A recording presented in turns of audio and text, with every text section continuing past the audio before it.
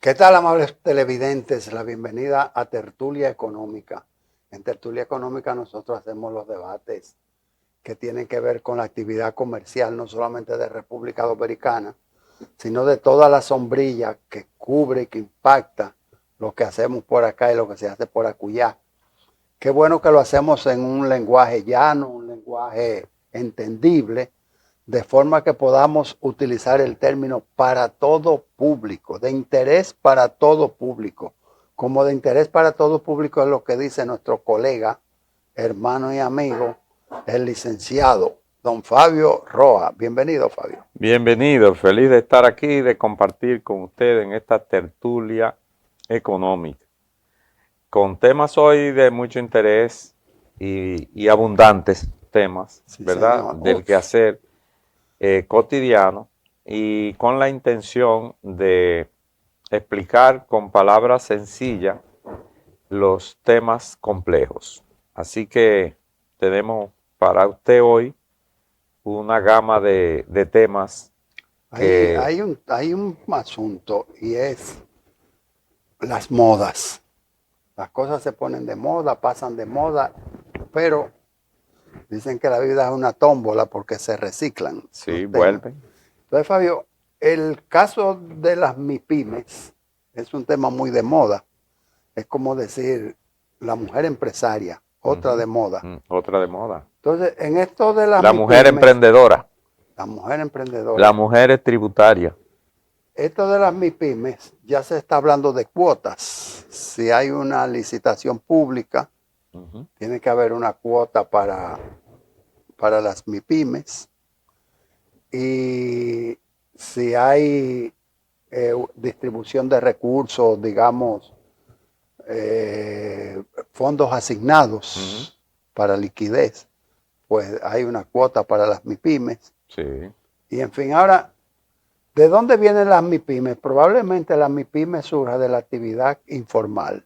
Claro. La MIPYME sea el eslabón donde se rompió la informalidad para encontrarse con la formalidad. Ahora bien, por años se discutía en cuanto al registros contables, en cuanto a la presentación de la información financiera, de si normas internacionales de información financiera elaboradas en países supradesarrollados y en países donde el capital es público, no que el capital de la empresa es del Estado, sino público, es que tiene acceso a todo público para participar en el mismo, comprando acciones, y es una forma de la empresa conseguir dinero fresco, capitalizarse y o dinero más barato. Entonces de ahí surgen las normas internacionales, las normas para pymes, las MIPYMES. Y ya es una especialidad de que los registros contables, bajo el marco de las normas para pequeñas y medianas empresas, que eso es lo que quiere decir pymes, entonces sean diferentes de aquellas instituciones de grandes capitales que rigen para esas grandes economías y cuyo capital, reitero, es público. Entonces, veamos esa raya imaginaria donde tú dejaste de ser informal y pasaste a la formalidad.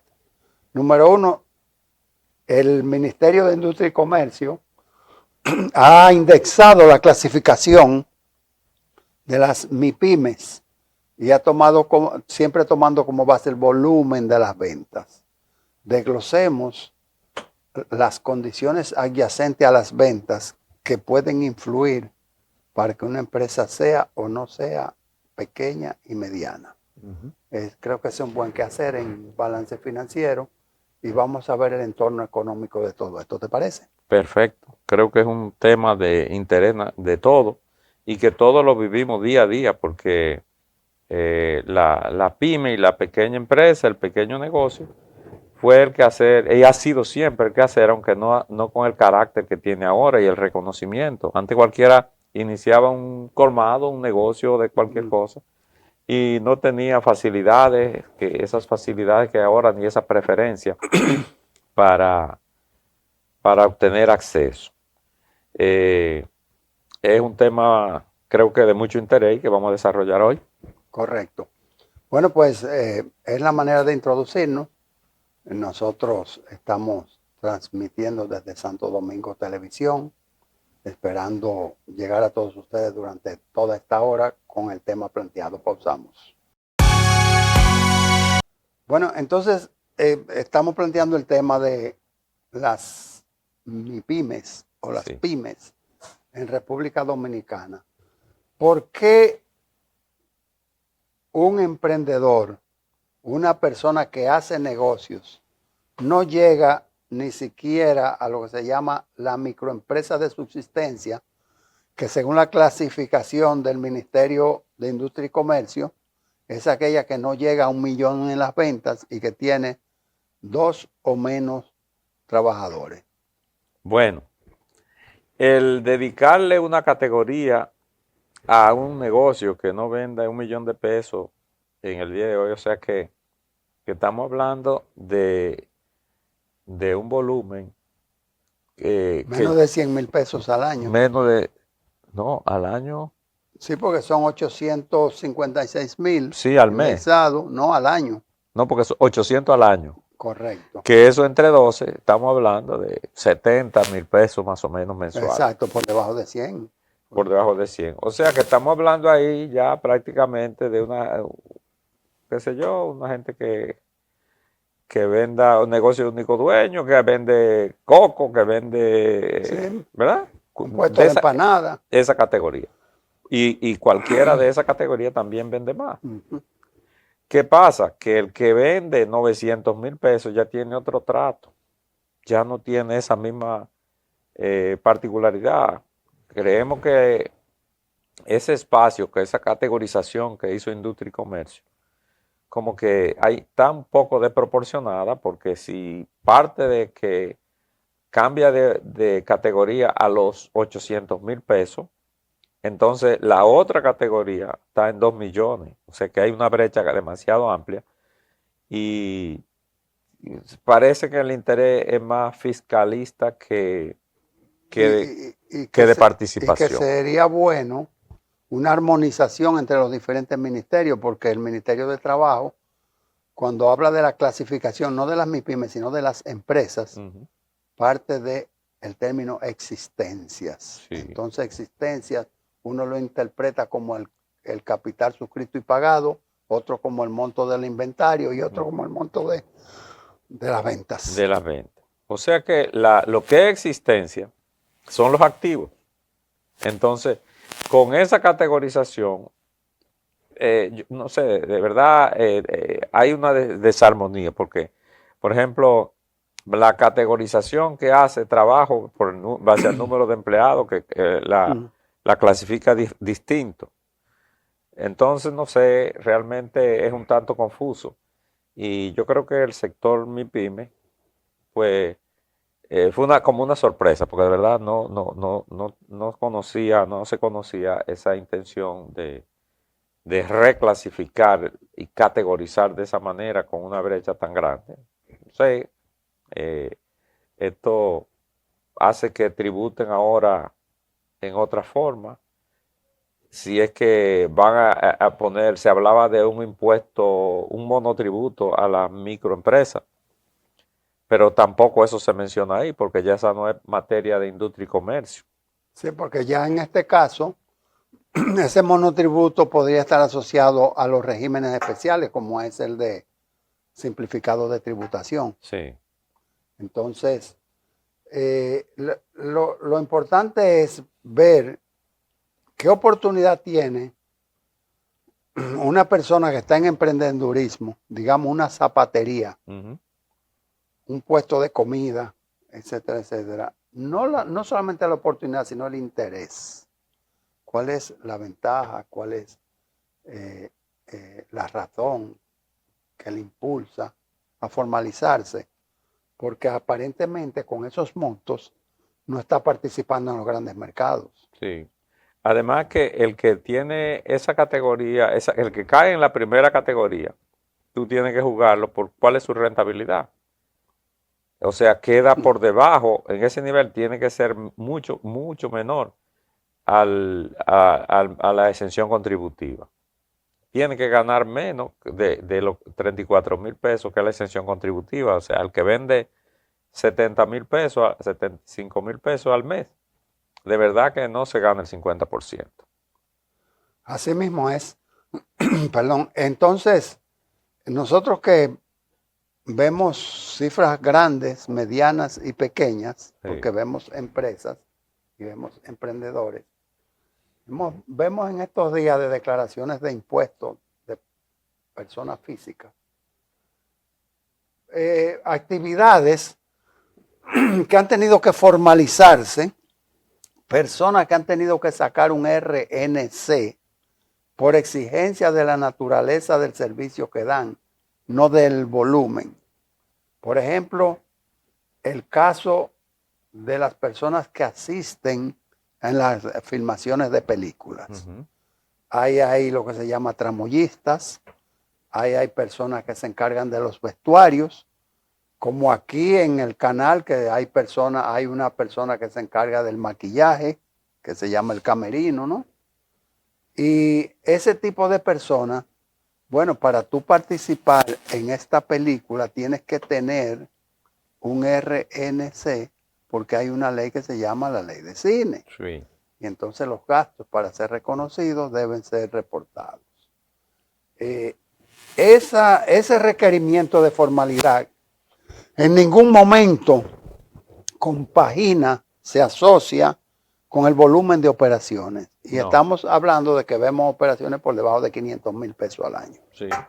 Igual ocurre con los médicos que son contratados en instituciones por clínicas que no son empleados, sino que cobran un porcentaje y entonces les retienen su 10% y puede ganarse, qué sé yo, 2 millones y tienen que tener un RNC también para poder facturarle y retenerle. Y esos médicos tampoco tienen seguridad social, no tienen TCS porque no son como liberales, ejercen como profesionales liberales. Y hay a todo un mundo de ingresos ahí, muchísimos ingresos, que les retienen el 10% y que se acogen al régimen de tributación simple, que es también el monotributo, que en ese caso le funciona mucho mejor. Sí, entonces, la situación es que una empresa ya creada tiene una serie de requisitos legales y fiscales y financieros. Sí. Entonces, el primer paso es que tiene que aperturar una cuenta bancaria. Para aperturar esa cuenta bancaria hay bancos que están exigiendo mínimo 30,000 pesos. Sí. Que antes, ¿cuánto era antes una cuenta, la apertura de una cuenta? No, antes era mínimo, o sea... 5,000 pesos, 10,000. O menos, o sea, antes la apertura era, ¿qué? 50 pesos, o sea, depende de la época, ¿verdad? Pero eso ha ido variando y los bancos hacen según su política y según la ley monetaria y financiera que cambió toda la reglamentación. Pero cuando se le exige a una persona o a un emprendedor el tener un RNC, ya tiene constituir una empresa, formalizarse, ya tiene personalidad jurídica esa organización, ya puede demandar y ser demandada.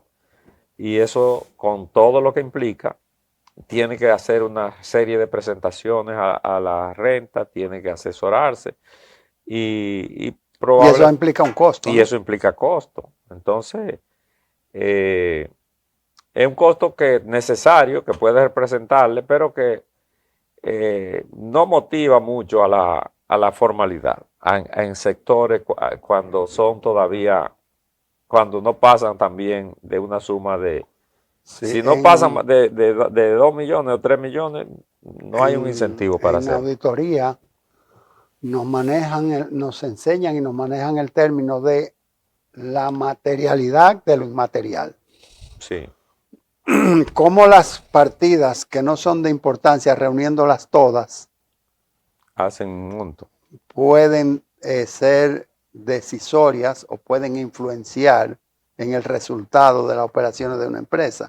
Entonces, eso mismo en el país.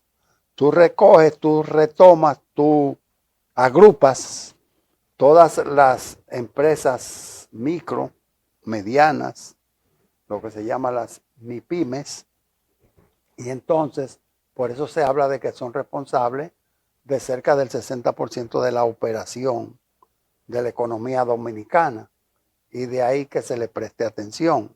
Sí. Ahora, en una economía competitiva como la nuestra, en una economía abierta y donde los productos no solamente son locales, sino que con la apertura de los mercados tú puedes encontrar cualquier cosa de cualquier parte del mundo. Sí. Y tú encuentras una promoción ahora mismo en tu celular de un producto chino. Y eso, bueno, no te cabía en el cerebro cuando No se concebía. los mercados eran cerrados. Fíjate que Entonces, ¿cómo puede subsistir una MIPYME en un mercado donde la competencia es muy cerrada y donde los recursos para operar están muy limitados? y donde tenga que reportar todas sus operaciones, sus ventas, tendrá que reportarla, porque el que va a comprarle le exige un comprobante también fiscal para reportar su gasto. Pero fíjate que todo esto, yo no sé si realmente valga la pena, porque si hay una tributación justa, equitativa, no hay por qué hacer excepciones. Si la tributación está pautada de una forma equitativa, no hay necesidad de hacer estas cosas. Yo no creo en esa sectorización, como es el caso en los partidos políticos. Pasa igual que con la pyme, que tiene que tiene que haber una mujer en una licitación, que tiene que haber un porcentaje.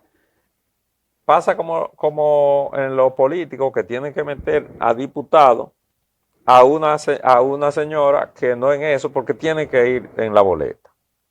Y que a lo mejor a ella no le interesa eso, pero no tienen las condiciones, y realmente se le hace un flaco servicio a la ciudadanía con esas particularidades.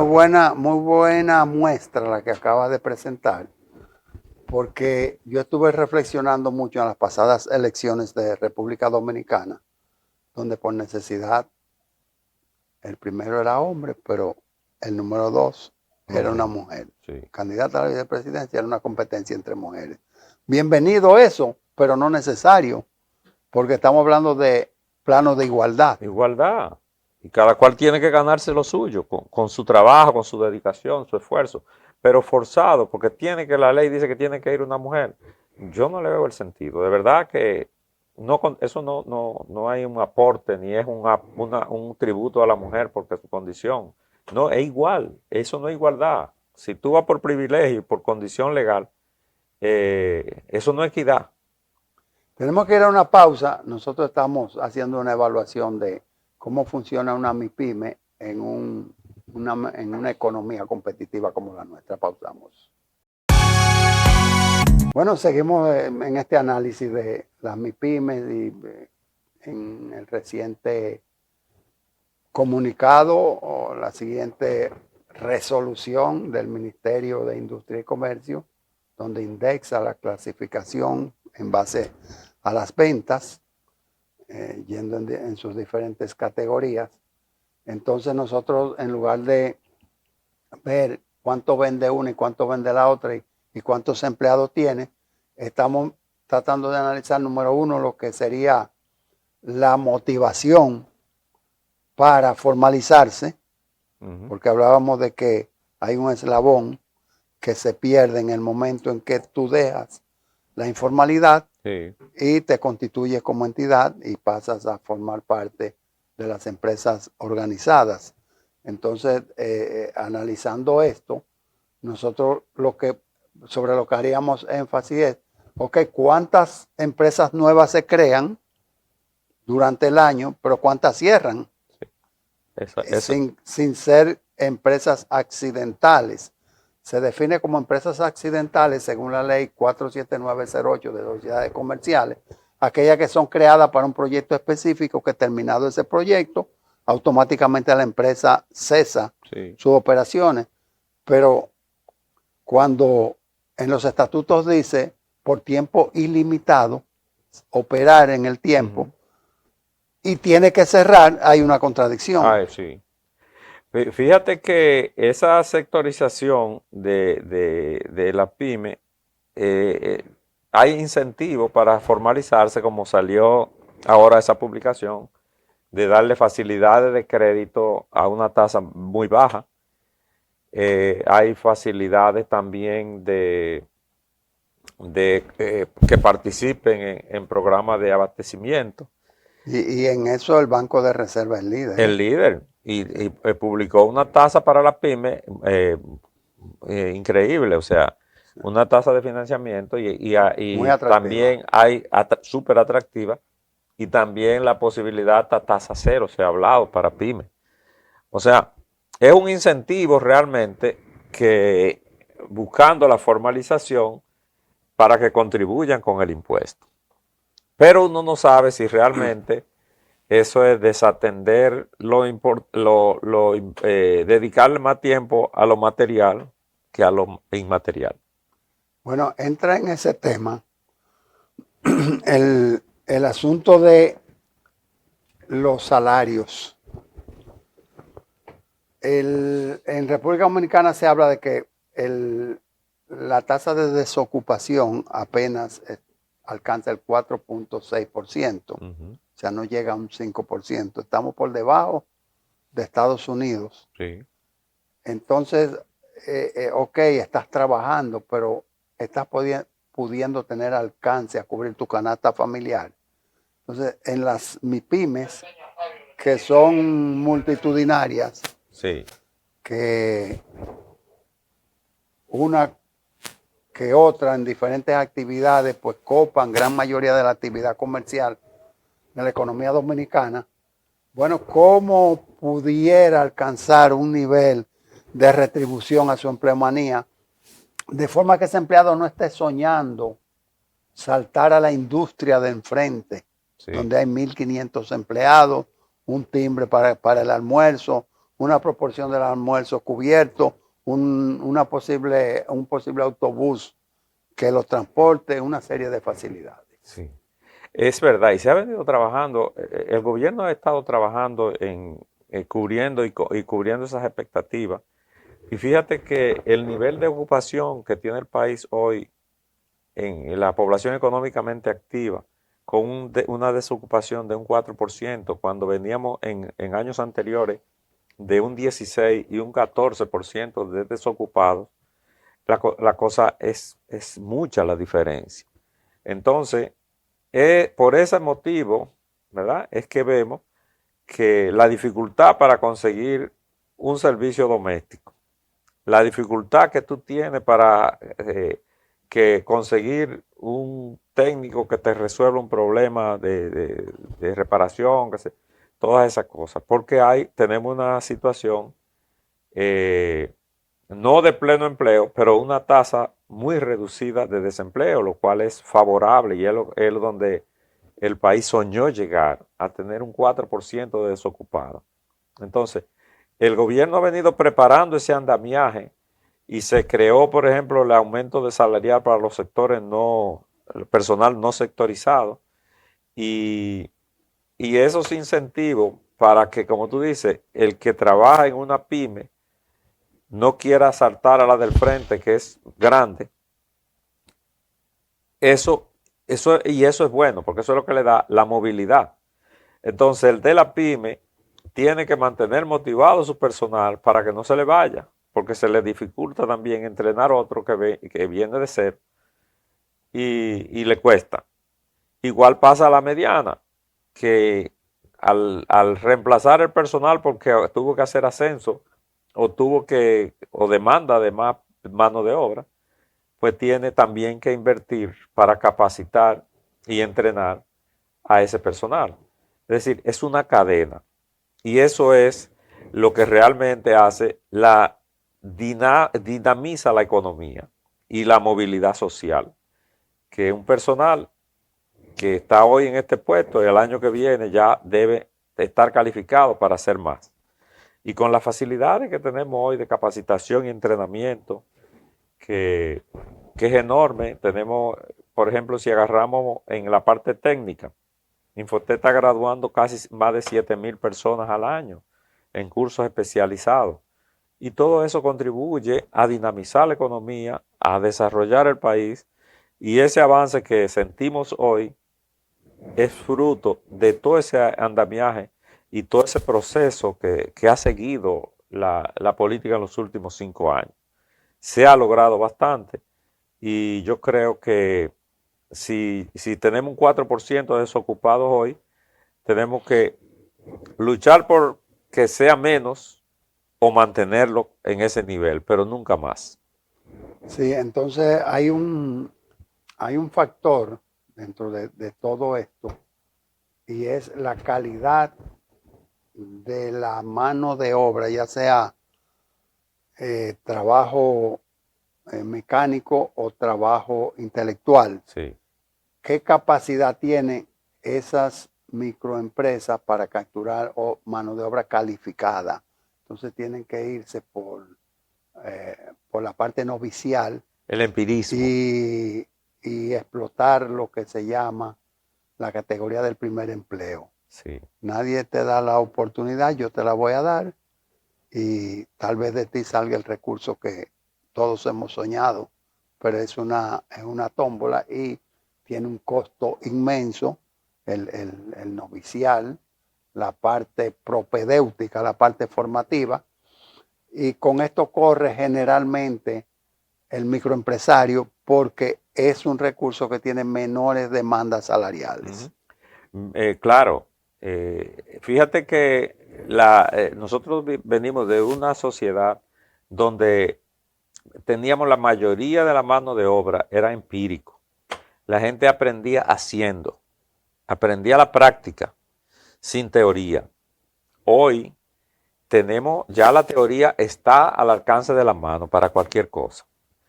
Fíjate que para tú conseguir ya por ejemplo, en el ambiente culinario, las recetas de todo están en la página, están en el internet. Antes no, antes aprendían de la abuela, entendían de los superiores, viendo. Usted compraba un libro. ¿Verdad? Entonces, hoy ya todo tiene teoría. Antes no había teoría de nada. Hoy todo tiene teoría.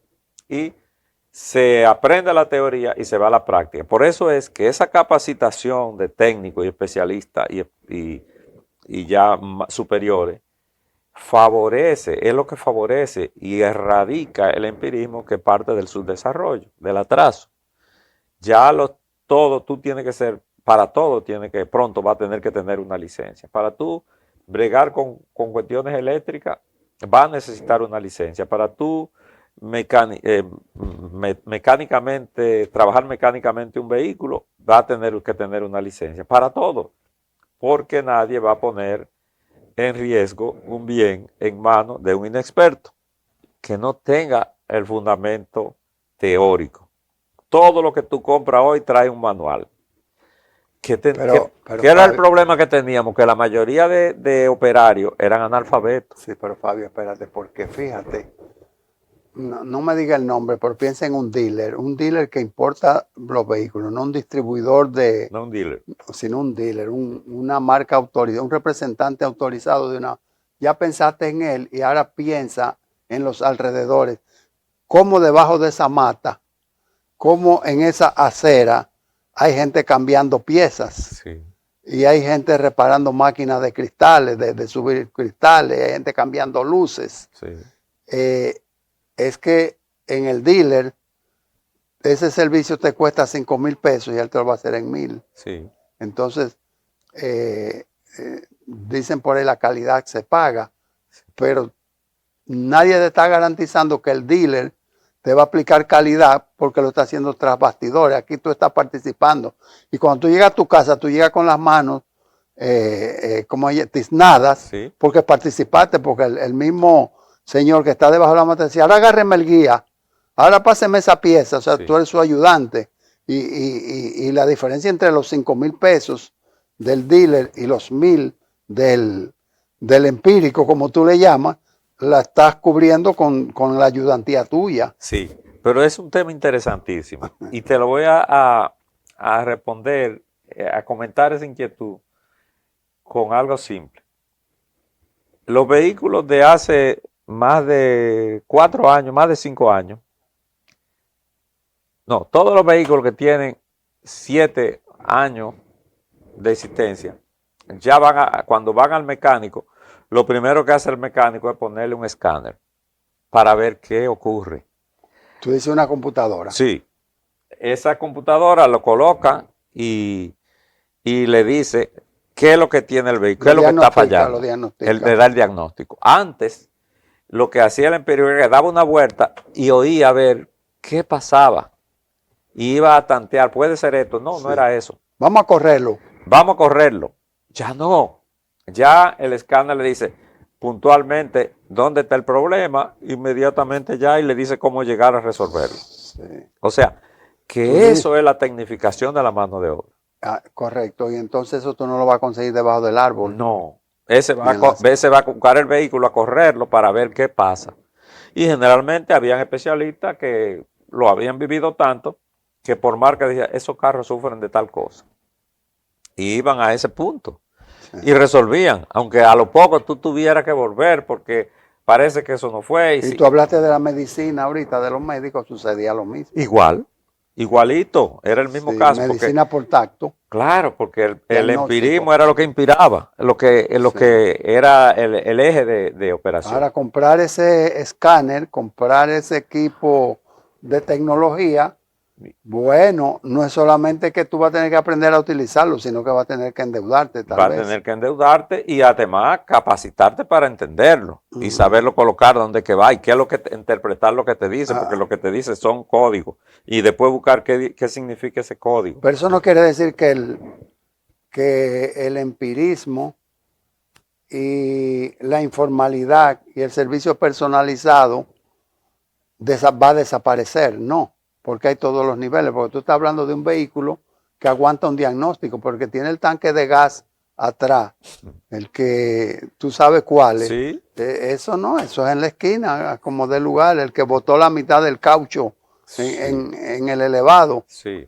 Vamos a una pausa, estamos hablando de las MIPYME, volvemos. Bueno, hemos estado debatiendo acá. No ha habido mucha confrontación, sino que ha habido muchos acuerdos sobre la subsistencia, la creación, subsistencia, supervivencia de las medianas y pequeñas empresas, la clasificación dada por el Ministerio de Industria y Comercio, la clasificación que tiene el Ministerio de Trabajo y también el impacto en una economía competitiva. Entonces, pasamos por los impuestos, hemos hecho muchas cosas y ahora te voy a plantear, Fabio Roa, oriundo de para allá, de la frontera, San Juan de la Maguana. No, San Juan no es frontera. Correcto. Entonces, de la céntrica, del corazón de la isla de San Juan de la Maguana. Del Valle de San Juan. Del Valle de San Juan. Te voy a plantear el tema de Estados Unidos y las economías desarrolladas. Lo normal es que tú escuches que el laboratorio A se fusionó con el laboratorio B. Sí. O que el laboratorio B absorbió el laboratorio D. O que se asociaron y surgieron bajo una nueva marca. Entonces, en República Dominicana, que hay N número de MIPYMES, ¿qué está impidiendo que haya una mezcla de ellas, un mix, donde de un pequeño emprendedor surja una fortaleza económica y pase de micro quizás a mediana empresa? Sí. Fíjate que la evolución de negocios no se detiene.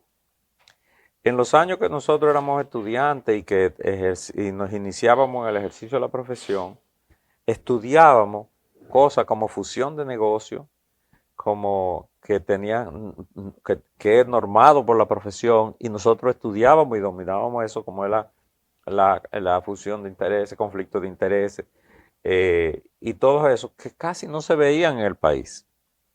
Porque nuestra etapa evolutiva de esa época, pues no se daba con frecuencia, y se daba, pero muy esporádico a niveles de empresas grandes, mayormente hoteles e industrias. Hoy la cosa es distinta. Hoy tiene mayor vigencia esa práctica y cada día va a crecer más, porque a la medida en que se está fomentando como se está haciendo ahora y dándole facilidades para que gente empiece en proyectos y emprendan negocios, esos negocios van a evolucionar y van a crecer. Y luego, esos que hacen negocios van a ver ventaja en trabajar unidos para un mismo mercado y darle un servicio más completo a sus clientes. Entonces, eso va a generar que muchas MIPYME van a unirse y a hacer negocios grandes. Y esos negocios van a crecer. Se lo llaman clúster. Sí, y de ahí van a venir cadenas, que nosotros cadenas aquí tenemos muy pocas. Hay pocas. Entonces, Sí, pero yo creo que hay también todavía una falta de apertura a la mentalidad comercial, en el sentido de que yo no le voy a llamar un celo, pero sí como un sentido de exclusividad. En Estados Unidos yo estaba buscando un producto, no sé, algo del pelo, qué sé yo, lo que yo estaba buscando. Y voy a ese, se dice mall en inglés y en español, plaza, a un centro comercial. Sí. Y me dice, mire, nosotros no lo vendemos, nosotros no trabajamos esa marca, pero en tal sitio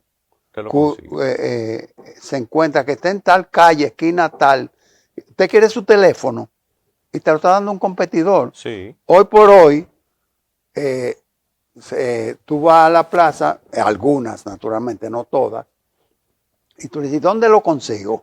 Dicen, no estoy autorizado a dar nombre, pero sabe, pero no está autorizado. Sí. ¿Por qué? Porque no quieren que visiten a mi competidor. Claro, pero es pero yo no lo tengo. Sí, pero es una etapa. Es una etapa que va a vivir que se va a ir evolucionando, porque en la medida en que tú emprendes y toma conciencia de que tu negocio crece, mientras mejor servicio tú le des a tus clientes. Mientras tus clientes tú lo haces aliado tuyo y colabora con ellos. Si a ese cliente que tú vas y él no te tiene producto, pero te ayuda a cómo conseguirlo, aunque sea con su competencia, tú vas a sentir, ese cliente va a sentir la gratitud por esa atención y ese servicio. Y va a volver donde ti. En la publicidad de los países desarrollados, una técnica es promover un producto y decir, compárelo con. Esta es una navaja de afeitar, compara con Gillette. Sí. O una crema de mano, compara con tal. Y se refiere a la marca líder. Sí. Porque da valor competir y da prestigio competir con el líder. Exacto. O sea, el que compite hoy con Soto en el béisbol de Grandes Ligas es porque es bueno. Sí. Entonces, si tú compites con el producto líder del mercado, es porque tu calidad es buena. Sí. Y por eso es que esa publicidad se fundamenta en lo que sigue los pasos que marca el líder. Bueno, pero tú hablando de pelota, fíjate, y sin salirnos del tema, pero a nivel de ilustración, cómo el hecho de que Albert Pujol, Albertico para nosotros los que lo tratamos, cómo Albert Pujol cobra valor como manager, no porque ganó en el Duro de Matar, en el Escogido, no porque ganó, y no porque ganó la Serie del Caribe contra México, que todavía hay herida allá porque dice Benji Hill que México, la pelota es mejor que la de aquí, valga la palabra de Benji Hill, y se la crea él mismo. Pero fíjate cómo Albert Pujol cobra valor como manager cuando él dice soy de la escuela del manager de San Luis, Sí, que ese es mi papá, ese fue que me enseñó. Pero está hablando de un maestro, en lugar de decir, yo compito con, yo, en lugar de sacar sus dotes, sí, sus capacidades, lo que dice, se hace que se monta en la marca líder. claro. Y muestra gratitud. Entonces, esa gratitud que él siente por ese De San manager, Luis, de ¿verdad? San Luis. Eso mismo siente un cliente, gratitud, Tony La Russa se llama. cuando tú colaboras con él. Cuando tú colaboras con el cliente y lo ayudas a resolver un problema, pues ya valora el aporte que te han hecho. Y compararse con el líder es lo que quiere, comparar su producto con el producto líder es lo que quisiera todo productor. Porque esto viene a cuentas.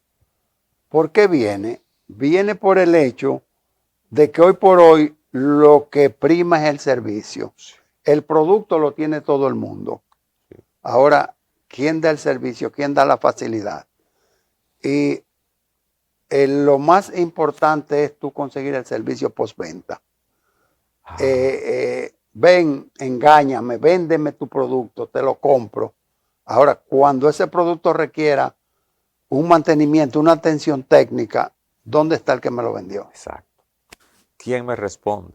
Y de ahí la importancia de que el microempresario, compitiendo en un mal convulso como es la economía abierta, entonces tenga muy en cuenta los pequeños detalles, cómo recibe al cliente. Hay un término que se usa, que lo usan mucho, que dice un servicio memorable. Sí.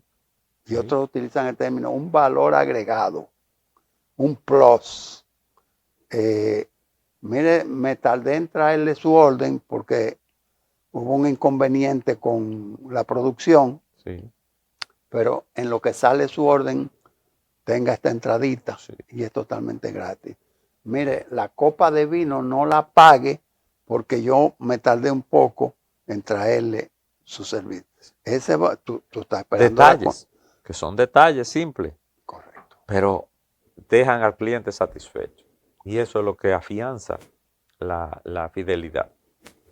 Entonces, hay mucha tela por donde cortar y ese tema de por qué, si la unión hace la fuerza, por qué diferentes micronombres no se aunan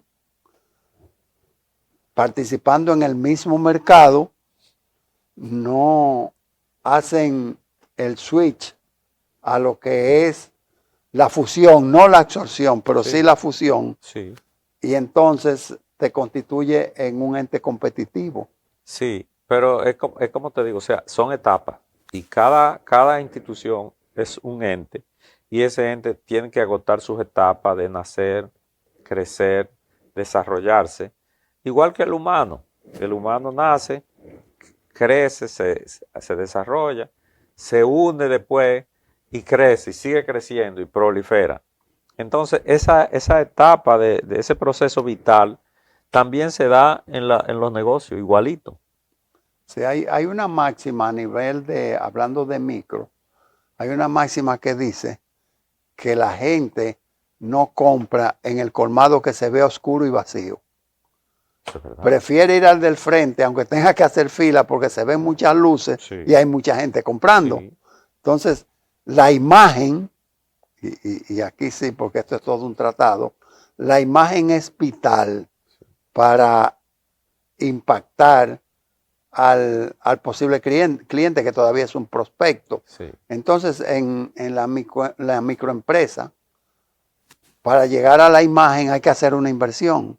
Pero esa inversión pudiera mitigarse, pudiera ser menos costosa, menos lesiva al capital de trabajo del microempresario si viniese de un grupo que hacen lo mismo, que tienen el dominio de las cosas y que se han asociado. Sí. Yo veo una plaza en esta ciudad de Santo Domingo, República Dominicana, donde en la misma plaza hay más de 5 salones de peluquería, Sí, para no decir que son de sí, mujeres. sí, Peluquería, tú dices, pero entonces cada uno está en un cuartito sí, y, y con una capacidad limitada donde los clientes tienen que esperar. sí. Si hubiese una unión entre ellos y cogieran media plaza y entonces unieran todos esos sillones de peluqueros, yo entiendo que No, lo que el pasa es, beneficiario sería sí, el cliente, ¿no? sí, pero lo que pasa es que esos servicios son tan personalizados y tan particulares que tú te afianzas con un peluquero y a ese es que tú revuelves, porque ese es el que te trata bien, el que te peina, te hace como tú te sientes mejor. Y crea una fidelidad del prestador de servicio con el cliente y ya tú no quieres ir donde otro. Sí, Y eso pasa igual en esos servicios que son así personales, que el trato humano es primordial. sí, esa adhesión es relativa porque en el que tú vas ahora mismo estás invirtiendo 2 horas Sí, y cuando logra un servicio express, en media hora tú estarías afuera y tú entonces dices, bueno, ¿y esta fidelidad qué hago con ella? eso es verdad. Pero el sentir del cliente es primordial para repetir la visita. Correcto. Bueno, entonces vamos a una pausa y vamos a venir con la relatoría con mucho gusto, agradeciendo siempre su sintonía y que ustedes nos soporten durante toda esta hora. Bien, entonces hemos agotado toda una temática relativa a las MIPYMES, las microempresas, Sí, y que decíamos que la suma de lo inmaterial pudiera convertirse en algo muy material y eso sucede en la economía dominicana.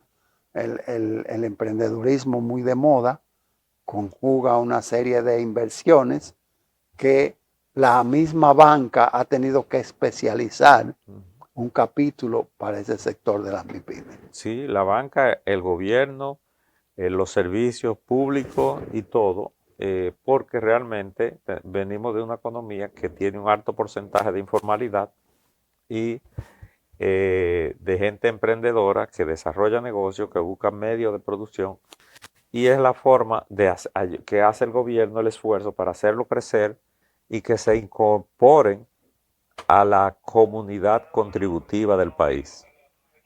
Si lo importante a título de conclusión sería eh, aconsejar a estas personas que se inician en la formalidad, pues a preservar su crédito. Y además de preservar su crédito, que quiere decir no embarcarse en endeudamientos que no tengan el origen de la liquidez de donde se va a atender esos servicios financieros, pero en adición a eso el prestigio de lo que usted hace. Sí, Que lo que usted haga deje digamos, un legado memorable y que sea la razón para que haya una reventa y poder conseguir clientes que se llaman sí. recurrentes. La garantía de continuidad está en preservar su crédito, mantener la calidad del servicio y tener un producto de calidad. Nosotros nos honramos en haber llegado a todos ustedes en esta edición de Tertulia Económica.